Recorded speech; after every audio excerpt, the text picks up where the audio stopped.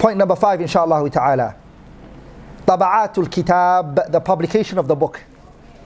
And Imam Abi Dawud's Sunan, the first time it was actually published, and it was published, meaning it was copied and it was made into a book, was when the year was 1271. This was the first time that it was published and it was brought out. This is when it was first copied. Now inshallah ta'ala, we're going to mention the earliest of those copies was Taba'atu Delhi. The Taba'a that was done in India, New Delhi right now, when the year was 1271 until 1272 it was being worked on. Okay, meaning they first published it again, and the second time they published it was the year after again, and then they published the year 10 years later after that they published it again. This was no one preceded India in publishing Sunan Abi Dawud. And New Delhi was the first place that they published. And this is a very common thing that you're going to see. And when you look at Taba'atul Kutub, the people who preceded people in it, especially Kutub al-Hadith, is who? India is the early place in which it was published. Then after that, Tubi'a fil Qahira. Qahira, it got published, which is called the Taba'atul Kasitiliya. Taba'atu al-Kasiti, I think it's the sin goes before the ta, or the ta before the sin, I'm not sure. But it's called Taba'atul Kasitiliya.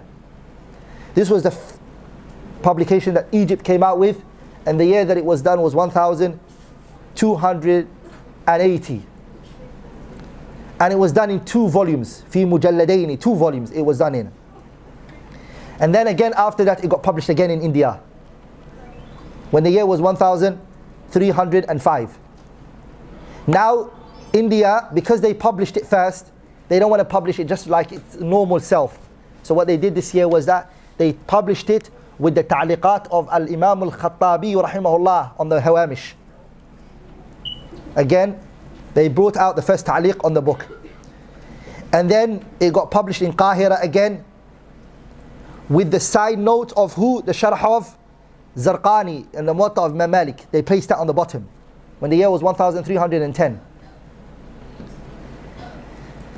And then it got published in Lucknow again. Lucknow, which is in what? In India again. They published it again, and the publication was better than all of the publications before that. And at the bottom they placed the Sharh of it, the Hamish on it, the Aun al-Udud, Sharh Sunan Abi Dawud by Abil Hasanat. They placed his on it, which was 2 volumes. And then the sixth time was the Taba'ah in Hyderabad, Deccan, with Darul Ma'arif al-Uthmaniyah.